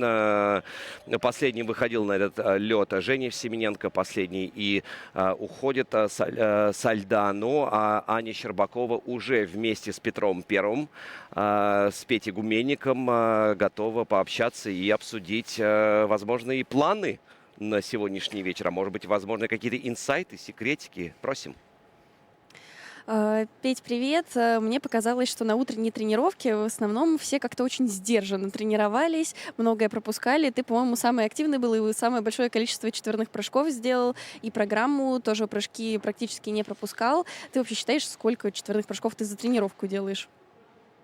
Нет, не считаю, действую по ощущениям. Вот, стараюсь себя сдерживать, потому что, да, на последней тренировке перед соревнованием нужно чуть-чуть силы сэкономить, оставить их на выступление, но это довольно сложно сдерживаться. Ты, когда выходишь на тренировку, заранее у тебя есть в голове какой-то план, что именно ты хочешь сделать на этой тренировке, или ты выходишь на лед и там уже как-то по ситуации смотришь? Ну, обычно еще до льда я понимаю ситуацию. Например, сегодня чувствовал, что немножко еще сонный, вот, поэтому решил, что буду начинать с легкого, идти к сложному. Вот. Обычно хочу сделать сразу, все.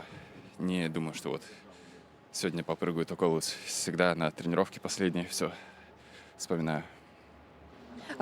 Ты в основном сам это решение принимаешь, советуюсь с тренерами, и вот финальное слово, оно за кем? Финальное слово, конечно, за тренером, но тренер, я думаю, мне доверяет, поэтому он знает, что я себе придумал что-нибудь хорошее, полезное. Ну и, в принципе, даже когда тренер мне что-то говорит, задание, оно почти всегда совпадает с моим планом. Вчера был день выходного, как ты его провел? Смотрел ли соревнования или хотел полностью отключиться от фигурного катания? Вчера, да, была утром тренировка.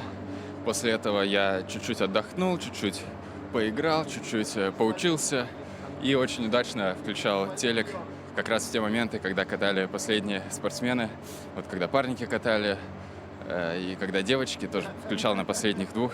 Было очень интересно. Вот. Но хорошо, что не слишком много смотрел, а то все эмоции бы там оставил. Мы не будем тебя долго задерживать. Спасибо и удачи, конечно, сегодня. Будем за тебя болеть, переживать. И все лучи поддержки от болельщиков и от нас тебе. Спасибо, Аня, спасибо, Петя. Конечно же, мы желаем не только Пете, но и всем участникам сегодняшнего заключительного соревновательного дня удачи на льду. И, конечно, держим кулачки за вас. Ну, а в нашей студии один из самых любимых, дорогих гостей Женя Рукавицына. Тренер, который воспитал и не одно поколение, спортсмен, на данный момент тренер, с которым в свое время в дореволюционное мы с тобой еще, да, там на этом вы и выступали, и боролись, и так далее.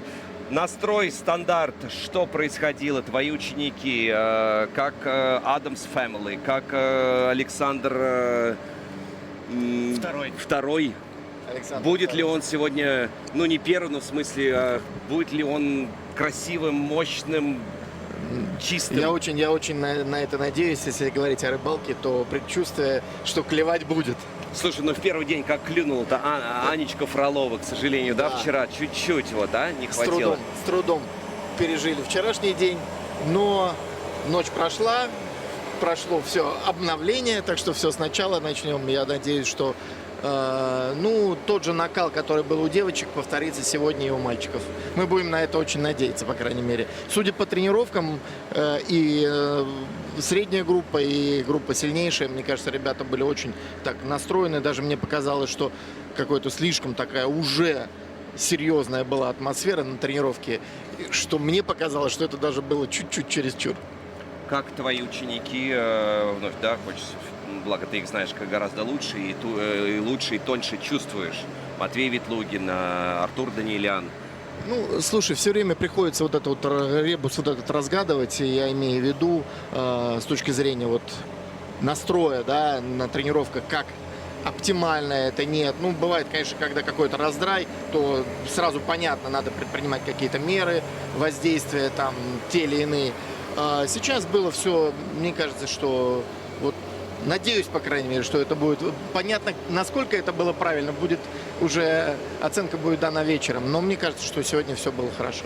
Скажи, а во время 6-минутной разминки, когда твои спортсмены находятся на льду, есть ли у вас определенная какая-то стратегия, вернее, та традиция, которой вы придерживаетесь, условно сделать этот элемент, затем этот, либо ты интуитивно, например, видя и оценивая ситуацию, которая складывается, например, подошел, быстро что-то поменял, сказал, нет, допустим, флип сейчас не пробуем, разминаем, делаем что-то другое. Вот именно вот эта 6-минутка стандартная всегда или всегда разная? Очень хороший такой вопрос. Вот четко, абсолютно отвечу, что это всегда интуитивно. Единственное, что могу сказать, что спортсмены, которые здесь выступают, особенно в сильнейшей группе, это уже большие, высокие профессионалы, поэтому они порой лучше нас знают, как им подойти к 6-минутной разминке. Могу такую маленькую ремарку на эту тему сказать, что с Матвеем мы обсуждали, например, да, вот его как раз 6-минутную разминку. Он мне говорил такую фразу, мне она была очень понятна. Матвей. Ага. И он мне говорил о том, что вот когда я выхожу на разминку и вижу, что я вот полностью в ногах, в абсолютном контроле, судя уже по тройным, там, по первым, то есть я могу для себя сделать вывод, что в принципе, как таковые четверные мне прыгать не обязательно. Даже так? Да. А вот когда я чувствую, что не совсем все штатно, где-то есть нюансы, то лучше бы, как говорится, все-таки проверить, войти в этот четверной, понять, все ли так, как ты ощущаешь, и вот такой, даже, может, какой-то парадоксальный момент. А кто из своих спортсменов нуждается в большей опеке? Ну, понимаешь, например, да, вот опять же... Тонкая настройка? Да, опять же, все про тонкие, но я-то, мне-то 45, мне-то интересно немножко другое, нежели я замечательно, у меня все получилось, я борюсь только своей головой, все. Но это стандартное. Мне хочется вот понять, да, потому что тренер это та связь между спортсменом и финальным результатом. И порой тренер может, наоборот, стать на пути и в какой-то степени из-за своей ошибки преградить это движение, а может, наоборот, стать катализатором для ускорения процесса. Очень и вот здесь понятно. очень, я понимаю, что вы порой переживаете, мы вчера, я стул практически сломал, когда там, в том числе и Захаров Галас, Мишу практически задушил, когда Петросян пошла на вторую тулуп. То есть, это правда человек, потому что мне очень хочется, как свои дети. И понятно, что для вас ученики тоже, это как ваша семья. С кем, кому больше и трепетнее, а кому нужно, например, от кого нужно оттолкнуться? Слушай, я вот, наверное, не переходил бы на личности, потому что, опять же таки, всегда немножко разная атмосфера, разные обстоятельства. Вот. Но могу сказать, что вот с Аней Фроловой, например, ты знаешь, ты присутствовал, например, вчера после утренней тренировки, случайно проходя мимо, увидев теперь мою... уже можно сказать, да, уже это слезы, мою... истерика. Да, я не буду, конечно же, причины там какие-то... Конечно. Просто вот это состояние прям паническое, около паническое. Вот, ты это все наблюдал своими глазами, видел, не прошел мимо. Я тебе благодарен за то, что ты остановился, сказал несколько таких, на мой взгляд, ключевых и правильных слов. Обращайтесь. Правда. Вот, поэтому вот как раз о чем я говорю. То есть бывает, когда вот необходимо, может быть, даже в какой-то степени проявить жесткость, даже с девочками, я имею в виду, несмотря на нюни, конечно, нормально, на нюни, которые там бывает с ними происходит, наоборот проявить жесткость. А бывает, что нужно просто приобнять, и уже как все идет туда, куда нужно. Поэтому... А так работает с мужиками? Приобнять. Не, а что, по-человечески порой, просто... Да. Нет, работает. Безусловно, это все работает. Я еще раз говорю, что при разных обстоятельствах приходится принимать, в моменте какие-то решения, вот связанные с теми или иными настройками. Либо бывает уже очень часто, что спортсмену надо дать возможность даже ошибиться немножко, чтобы он принял свое решение, вывести его. Потому что, по большому счету, если все время их тренировать, все время им объяснять, подкладывать что-то, то они начинают просто быть такими вечными учениками. А хочется, чтобы они были самостоятельными личностями. Верно. И по большому счету,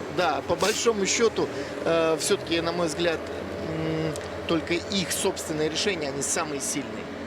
Вот на рыбалке, когда поедем, как раз будешь меня там учить. У меня такой простой вопрос. Я понимаю, что есть кнут, есть пряник. Матвей Ветлогин, Артур Данилян. Кому больше нужен кнут, а кому больше нужен пряник? Кому нужен больше кнут? Чаще всего вы прибегаете к таким или иным мерам. Возможно, два кнута. Бывает. Наверное, я откровенно отвечу. Иногда, порой кнут именно в виде такой профилактики, что ли, нужен больше Артуру. Ему иногда необходимо немножко, даже какая-то чуть-чуть, но он знает прекрасно, что я к нему очень трепетно, тепло отношусь. И когда я где-то, так выражусь мягко, топну ногой и где-то немножко проявлю какую-то такую жесткость, он не обидится, но это его может как-то встряхнуть. Собрать, да? Собрать, да. Он понимает, что так, стоп, хватит уже вот это все расплываться, размекать, надо взять себя в руки. То есть, наверное, вот так. А если вновь вспомнить вчерашний день, произвольная программа женщин и прокат Ани Фроловой, то вот сейчас, на следующий день, больше радость от того, что она собралась и сделала, или все-таки вот эта недосказанность, эти 0,07 балла, которые отделили ее от пьедестала? Даже 6. 6 сотых баллов. Уже не важно, 6-7 там. Как-то в интервью сейчас у вас Матвей, по-моему, он говорит, сразу 5-я стадия принятия. Вот я решил сделать, как человек бульвара Капуцинов, монтаж. Перестал расстраиваться. Действительно, Анечка, ты сказала, говоришь, вот как сейчас больше тепла, в душе больше тепла от того, что она справилась, от того, что мы очередной чистый прокат у нее увидели, потому что я действительно знаю, что не просто было с точки зрения настроя, с точки зрения Даша Садкова перед ней выступала лишние мысли опять на эту тему, как что. То есть меня радует, что она проявила в очередной свой спортивный характер. Ну что ж, спасибо. Спасибо, да. спасибо вам. Женя Рукавицын, тренер многих учеников, но самое главное, тех, кому еще предстоит сегодня побороться. Это, к сожалению, заключительный соревновательный день. Мы работали и продолжаем работать для вас, для тех людей, для кого фигурное катание — это не пустой звук, а это становится частью нашей с вами жизни. Спасибо за поддержку. Прямая трансляция произвольных программ у мужчин начнется ровно в 15 часов по Москве. Ну а мы тоже пойдем немножко передохнем, сожмем кулачки и все вместе будем уже переживать и надеяться вновь на очередной нерв и желательно на обилие слез, но от хорошо прокатанных программ. Спасибо.